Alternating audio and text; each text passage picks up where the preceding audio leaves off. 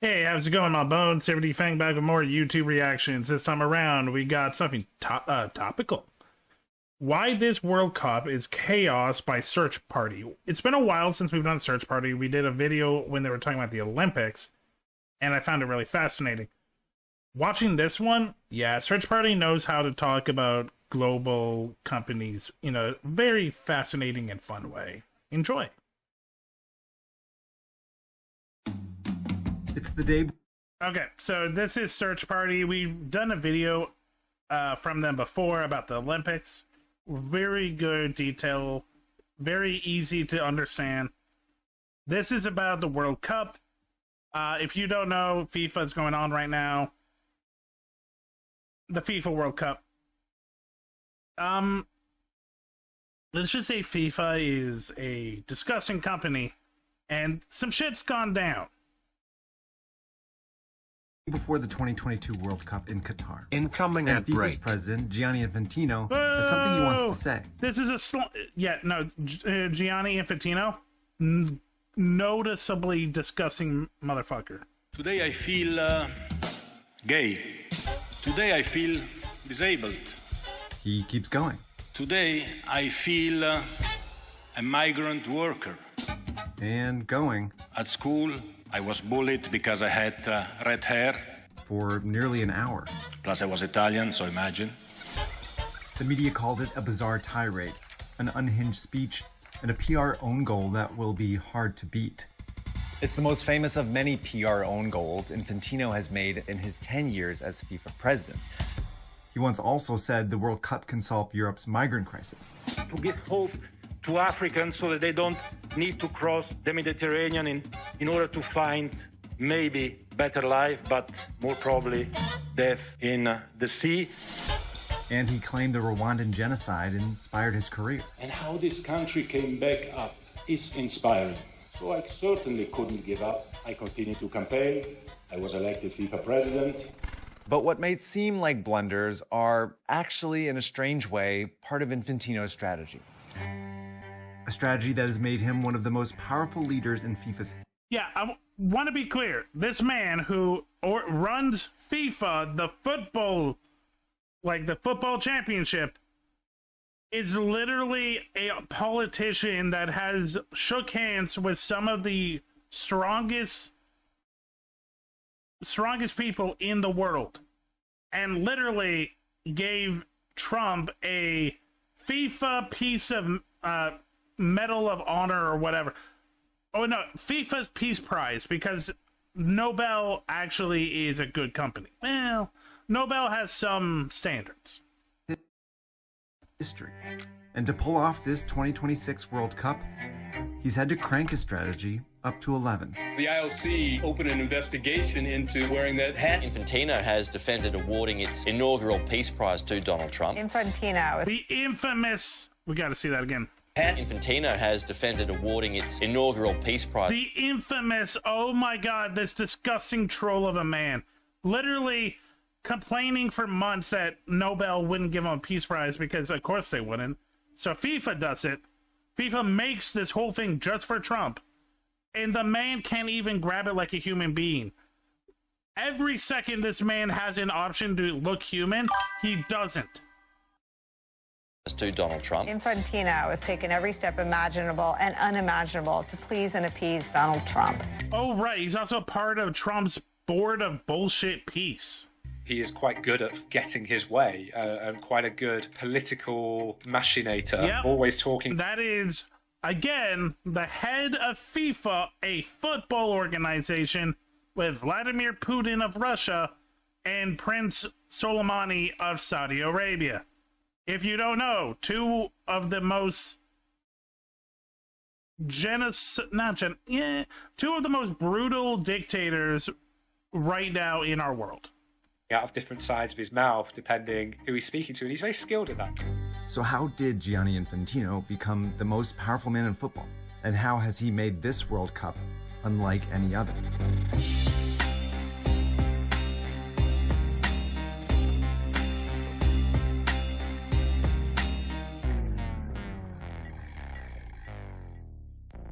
Know what you feel, The Gianni. world's most popular sport has been plunged into turmoil. Gianni Infantino's rise to the top began in 2015, right as FIFA hit rock bottom. Several Yeah. officials from FIFA were arrested today. FIFA officials were charged with racketeering, bribery, wire fraud, and money laundering. Its president resigned in No, definitely not in history. Definitely not in history. disgrace. FIFA also lost $360 million after sponsors fled. To many football fans and journalists, it was a long time coming. If you were to say, what do you know FIFA for? It was a byword for corruption. Adam Crafton writes for The Athletic. Now, Infantino's not involved in any of that stuff whatsoever, but he was one of the beneficiaries. In 2016, FIFA's 209 member associations convened to elect a new president. But they didn't choose one of the prominent candidates, like the head of the Asian Confederation or a former FIFA vice president. Instead, they chose the more obscure one. He was a bit of a technocrat kind of figure. Most football fans would have known him as the slightly kind of bumbling guy who would be on the stage when they would do the draw for the UEFA Champions League. Now you look over there to Georgia, you can have a chat, because I'm going to shuffle this a little bit so that we are sure that you cannot see. But it was a smart choice because it let FIFA put on a fresh face. Infantino promoted reforms, like limiting FIFA's presidency to 3 terms and disclosing executive pay. And he skipped FIFA's private jet for a budget airline on his first trip. Yeah. So again, Infantino sucks and he's disgusting. But FIFA has been corrupt for decades. Like, if you wonder what is one of the most corrupt companies in the world, it's FIFA. It's hands down FIFA. FIFA has destroyed whole countries' economic way of life and have pocketed the money for their own staff. They've taken something that many billions of people love and has kind of like pigeonholed it, football, and made them pay arm and leg. Literally, in my city, a lot of games are happening. The average person that lives in the city cannot afford a ticket. The lowest ticket is about $800. We have shown that we are listening to the fans, to the players, to football. We are listening to football. Infantino was able to lure sponsors. And football talks back to me. I call him Wilson. Back. And at the next World Cup in Russia, FIFA made $4.6 Yeah, no, it's ridiculous. It's really, really bad. billion, a record amount. Infantino used that money to buy loyalty with... And again, that is the cheap sheets. That is, imagine a stadium. That is highest level. ...than FIFA. He gave an extra $5 million to each member association, who governed football on the national level. The extra money was appreciated by the wealthy members in Europe and North America, but it made a huge difference for the less wealthy members, largely in Africa and Asia. Cape Verde renovated this field. Bhutan held more youth programs, and many countries invested more in women's football, something Infantino put extra emphasis on. I'm not gonna lie. Fuck Infantino. That's good. Literally, look, some sports, maybe men are better, but I'll be honest, when it comes to soccer, men and women are on the same level. Like, no joke. If you ever seen the women's Olympic games, it is good. These members became Infantino's base of support. And in 2019, they helped elect him to a second term. At the next World Cup in Qatar, FIFA made more money and re-elected Infantino again. Still hate that. I still Meanwhile, hate that it was in Infantino expanded Qatar. FIFA's tournaments. He's not going to talk about it, but like, FIFA in Qatar was such a train wreck. Like, for anyone that doesn't know, Qatar is very, very religious leaning. Alcohol was not allowed anywhere near the stadiums, which to a football fan is sacrilege. The heat was unbearable for most people. The stadiums were not up to the level that they needed to be. Qatar got it because they're an oil-rich country and paid billions to FIFA. It was a train wreck. He led the effort to expand the Women's World Cup from 24 teams to 32, then a tournament for professional clubs from 7 clubs to 32, and finally the Men's World Cup from 32 teams to 48, beginning. I thought it was weird. So I was literally talking to Kai in stream yesterday, and he asked me how many teams. In my head, I'm like, well, it's usually 32, but this doesn't feel right. That's why. There's 48 teams. Which, okay, so that for anyone that doesn't know, so how it works is there are 4 country teams in each block. They play each other, and then the 2 teams with the most points go into the bracket. 24 teams isn't a smooth bracket, so I don't know how they're going to make that work. Obviously, some people are going to skip, but how are they going to decide that? In 2026. More teams meant more games that FIFA could sell tickets and TV rights to. It was also another way for Infantino to buy support, because more teams also meant more members could make money from the tournament and have him to thank for it. They have a one-member, one-vote system. So the more nations who believe they have access to tournaments that are going to bring them revenue, the outcome is that is better for Gianni Infantino when the next election cycle comes along. Makes sense. But once Infantino bought enough loyalty within FIFA, he began rolling back those reforms. Yep, this is something we've seen in politics, and this is why I'm saying Infantino is a politician. He's not a football fan. He's not someone that wants to see football grow. He's doing what he has to for power. We've seen this with a lot of corrupt countries where they come in saying big things, maybe doing a couple, but then as soon as their power is confirmed, it gets disgusting. He ousted FIFA's ethics officials, secured backing to extend his presidency past the 3-term limit, and rebuilt the system that enabled FIFA's past corruption. Infantino also started to make major decisions seemingly on his own, like expanding that Club World Cup. There was no real explanation of where that came from, who was asking for this, why it happened the way it has, how the money was allocated. FIFA has become a very centralized decision-making process. Infantino was making money hand over fist for FIFA, but he was no longer acting like its humble servant. He was acting like its king. Quickly, I want to thank the sponsor of this week's episode, and that's Outskill. Outskill is offering a 2-day AI Mastermind course this weekend. It's 2 days of expert mentoring, 16 hours of learning, and covering 10 plus AI tools so that you can go from AI rookie to AI full agent, but over 4 million people around the world. Below to sign up for the course. I want to support him because I like Search Party, but I can't support AI. I'm sorry. Infantino wasn't president when FIFA awarded World Cups to Russia and Qatar, but he seemed to love working closely with their leaders.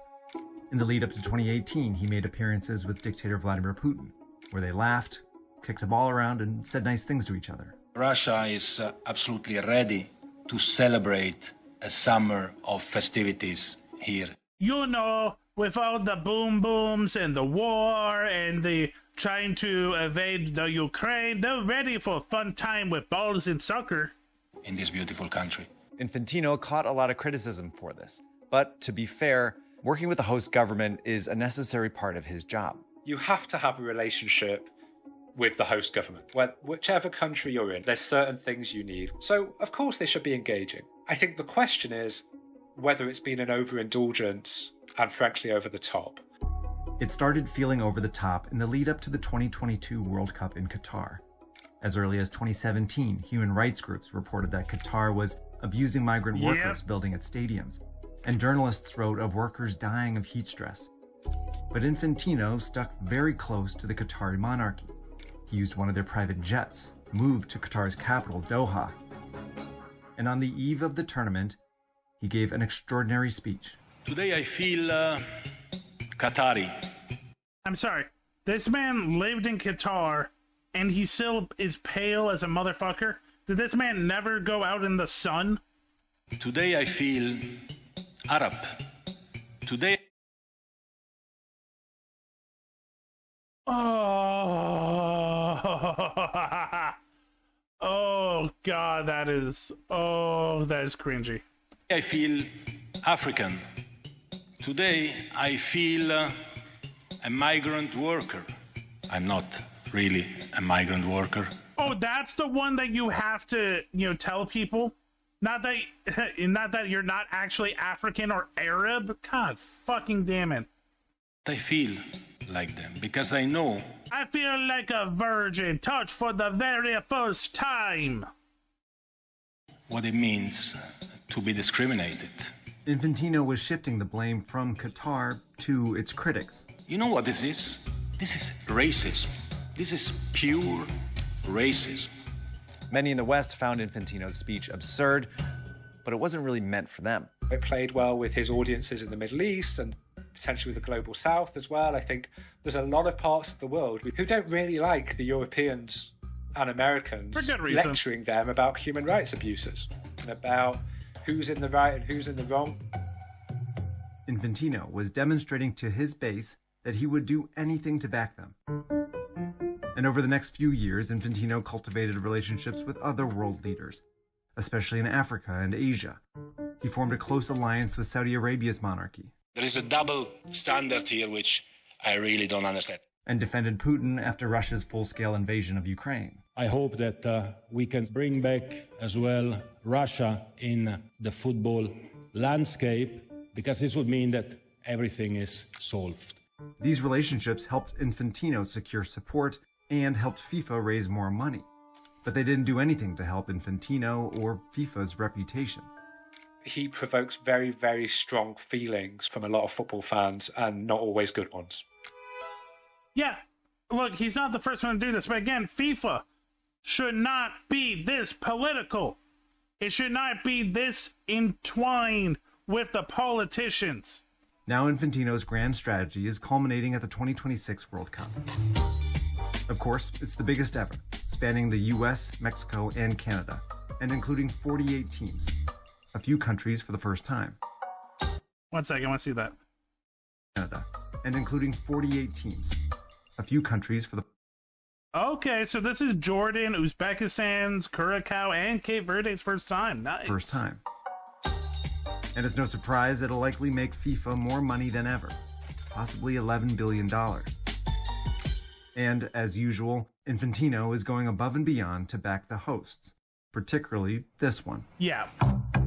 One in particular. I don't see him buddy-buddy with Mark Carney, and sadly I don't know the Mexican Prime Minister. But oh my God, he's been sucking Trump's dick. Infantino began wooing Trump during Trump's first term. I am lucky enough in my life to come across some of the most talented athletes in soccer, and President Trump is made of the same sort of fiber. Ronaldo, Trump, this is the same human in my brain. As soon as Trump won his second term, Infantino was all over him. He showed up at Mar-a-Lago, at the inauguration, chuckling in the back row. Infantino also met Trump in Saudi Arabia and Qatar, and by my count has visited the White House at least 5 times in the last year. Infantino is even going to things that have nothing to do with sports, like a summit about peace in the Middle East, and Trump's so-called Board of Peace, where he donned a Trump hat. Most infamously, Infantino made up a new award just for Trump, the FIFA Peace Prize, something Adam says was news to the rest of FIFA. It really does appear to have been one man deciding to do that. What? You're telling me the African countries, the South American, the Asian countries who praised him for standing up against the Western forces being outraged by Qatar? What, you're saying that he only cares about himself and he'll literally flip-flop if it means he's in power? What? On one hand, who cares, right? It's a prize. The other side is, that is arguably one of the things now that FIFA is most known for, reputationally, in the United States. And that's the first problem Infantino is running into. The more he appears with Trump, the more Trump becomes the headline. For a year ago, we had millions of When Infantino tried to announce a visa program for World Cup ticket holders, Trump changed the subject. Friend de Aragua, the gang, they're worse than MS-13. They're killers, they massacre people, they cut them up into pieces and they bury them. Then threatened to relocate World Cup games in cities run by his opponents. If we think there's going to be the sign of any trouble, I would ask Johnny to move that to a different city. Yeah, I think safety and security is the #1 priority. And at another football event, Trump brought up transgender athletes. Men playing in women's sports. Could a woman make your team, fellas? Tell me. You think? From my perspective as someone who covers this, it's brilliant. Like, every day there is something to write about, but there's also like times where Infantino's in the Oval Office and kind of you're squirming for him. And the second problem is that it's not really clear that this pandering has won Trump over. No, because like Infantino, Trump also only cares about Trump. Trump will flip-flop to anyone that benefits Trump. He will discard as soon as you are not helping Trump. And I think Infantino is learning that now. A lot of people around the world who thought that they can control Trump because of money or because of like influence, they don't realize Trump doesn't have any morals or any issue flip-flopping. They will literally ruin you if it means they still are in power. Trump called Infantino a piece of work for refusing to kick Iran out of the tournament. And as of April, Trump's yet to agree to halt ICE raids in host cities. Now, city governments are opting out of FIFA events and picking fights about costs. Infantino turned to politics to supersize the FIFA World Cup. But now it's politics that many say is bringing the World Cup down. I think it is going to be a story across the country, and particularly if Infantino keeps going out publicly and saying we're going to make $11 billion.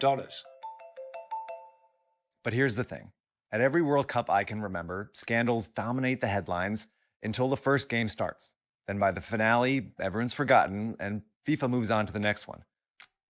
I will say, Twitter and TikTok is making a lot of people excited because they've been loving the foreigners coming to America and being so shocked.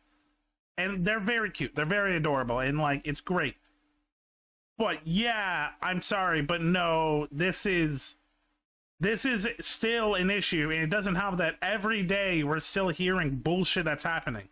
That Iranian team, literally, their games are in the U.S. They have to fly every night to Mexico because they are not allowed to stay in the U.S. A Nigerian referee that's one of the best in the world was not allowed in the country. Gianni Infantino knows that better than anyone. Those fans Yeah, I think it might be broken. Sorry, bud.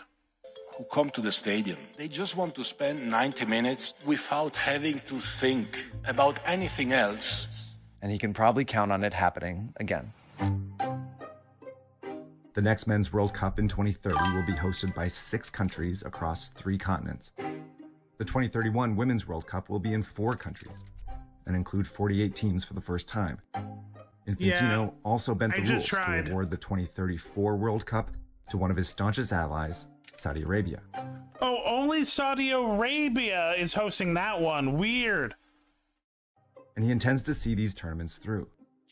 He recently announced he's running for a 4th term as Which president. is illegal. At the moment, there's no competitor for it, but if someone wants to come forward, he needs those federations to realise he's made them as much money as possible.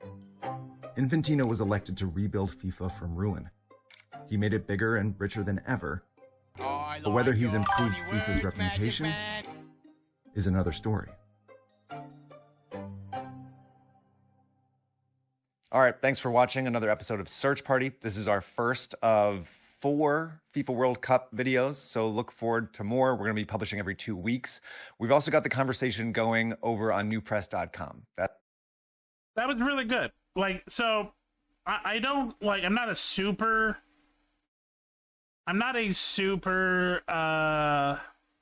like, big soccer football fan. But yeah, like the Olympics, the World Series, not the World Series, the World Cup is such a event that it's hard not to be a part of it, but also it's fun, it's enjoyable, but it's what the people make it. FIFA makes it harder to enjoy it as the people. This was a really good video, Search Party. Hey, thanks for checking out this video. Check me out on Twitch, SilverDFanng, 2 N's in Fang.